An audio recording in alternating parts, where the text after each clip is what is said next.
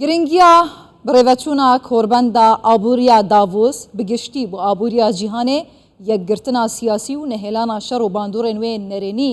ji bilîweyekê giringiya beşdarîkirina Serokê Hikûmeta Herêma Kurdistanê li ser astê siyasî, diplomasî herweha aborî ji bo Herêma Kurdistanê divê demê da çi ye? Ji Diktor Mihemed Ihsan, şerezayê peywendiyê navdewletî ji Stûdiya Kurdistan 24 lê dihokê dipirsim. Diktor Mihemed gelek bi xêratiya Kurdistan 24. Xweşhalim digel me yî. Carê destpêkê nerîna hewe bizanim. Davos زۆر زۆر سپاس سەرچاوێت من. Davos çawa dikarítin harîkariya cîhaneke pertewaze û parçe parçe biket. بێشەکی زۆر زۆر سپاسی ماخان ڕاستی دافۆسێکی گرنگترین مؤتەمەراتên cîhanê piştî 1970 hetanûke yekî ji muhimtirîn multeqayê ser astê nêwdewletî evrûke تقريبا 2500 شخصيت نيودولتي واستكي برز يعني منتداكي سياسية اقتصادية فكرية جموجول الدنيا أو كيشن مجتمعي نيودولتي همي بيك كمعرضة أمره شري أوكرانية آثار اقتصادي شري أوكرانية صراع صيني أمريكية مشكلة كاني طاقية مشكلة كاني مناخ تحدي كاني وزور زور أما باشترين يعني بلاتفورما كخلقي سياسات مدارنة ودولتي تيدا بجدار بد وبتايبت بجدار بينا سروكي حكومتها هريما كردستاني يعني سنجي دبلوماسيا هريما كردستاني ديارت كت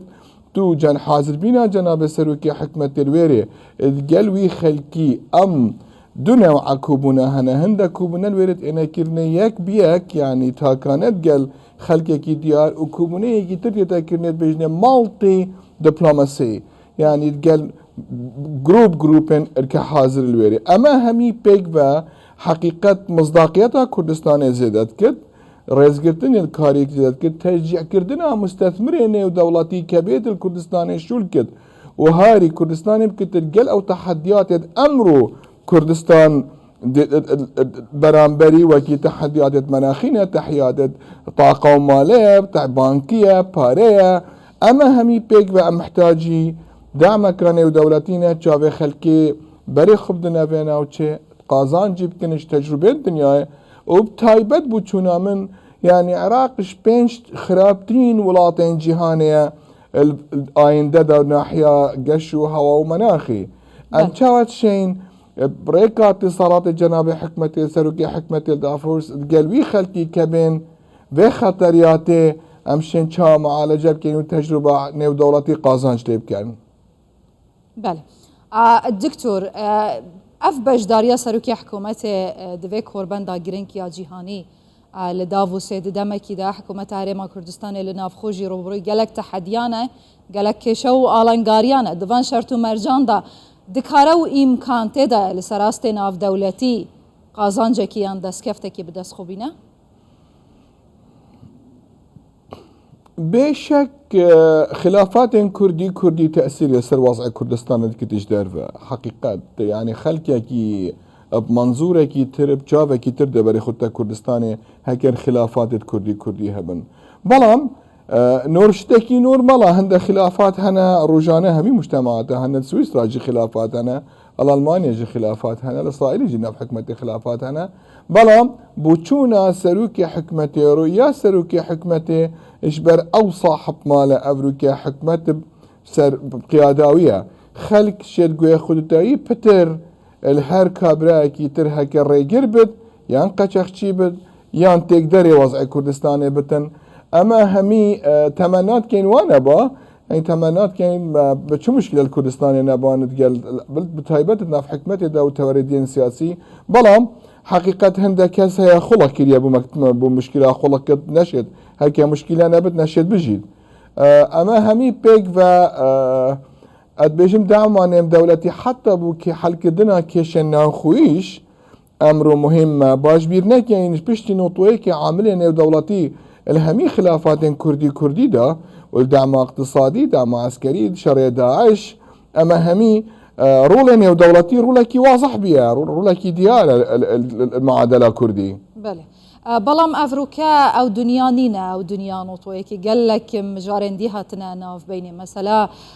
دەرکەوت و باندورێن نەرێنیên کۆرۆنایê شەڕی ئوکرانیا و رۆسیە بگشتی هێزên رادیکاڵên li cîhanê serê xwe heldای ev zêdetir ji 8 ساڵایە zilhêzên cîhanê bi xwe ve meşğul kirîne.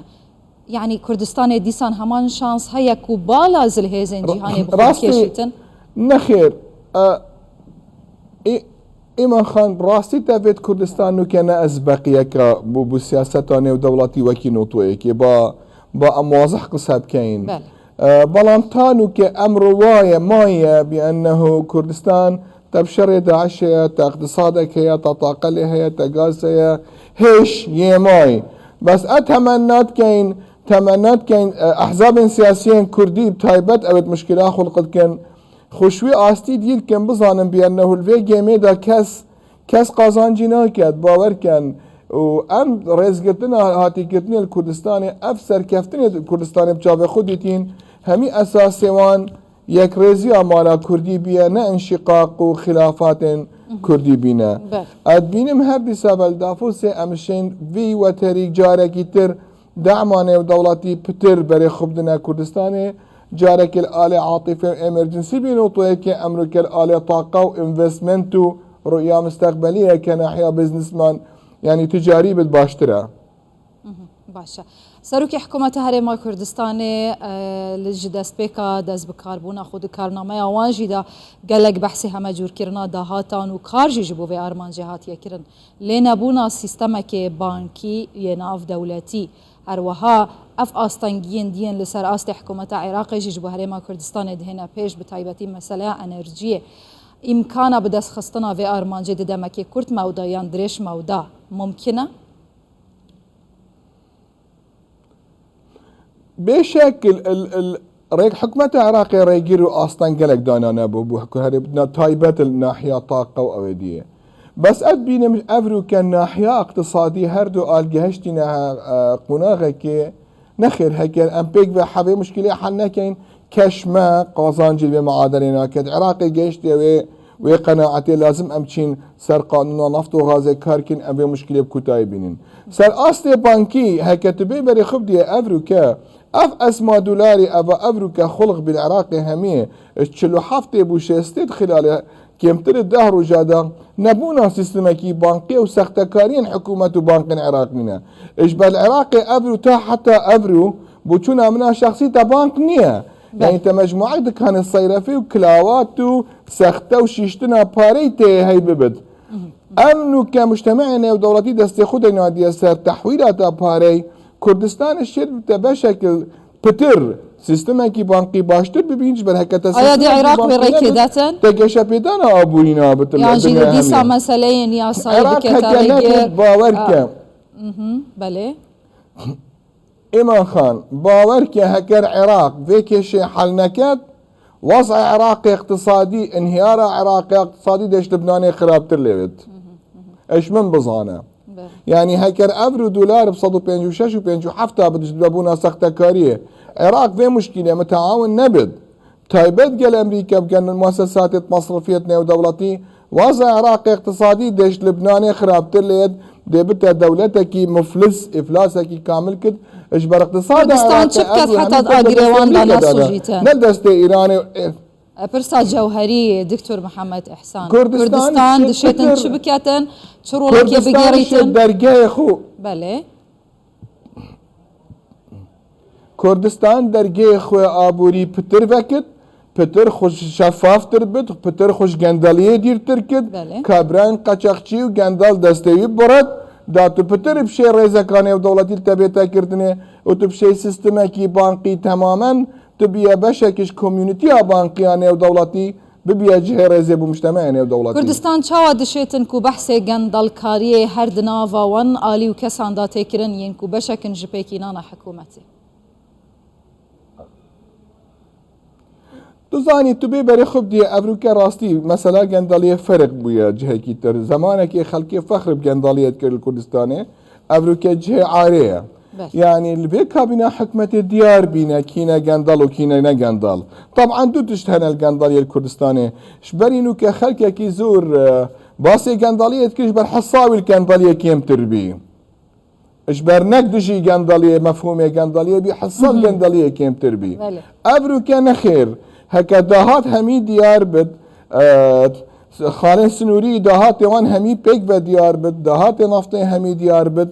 تە شەفاف سیستمێکی شەفافتر هەبت تو دێ شەی کاری بکە ناوشتەمە نێودەوڵەتی دێ پتر بی جێڕێزێ بەڵام هەندی تو ببینی خوددانێ خوێ عقلیەتێ نەبوونا سیستمێکی بانکی گەندەڵیەکی وازەح خەلک فەخرێب گەندەڵیا خۆ بکرد تو نەشەی دامەکی نێودەوڵەتی بۆ اقتصادا خۆ بینی نەک بوو تەحەدیاتێن خوێن ئایندەش بینی.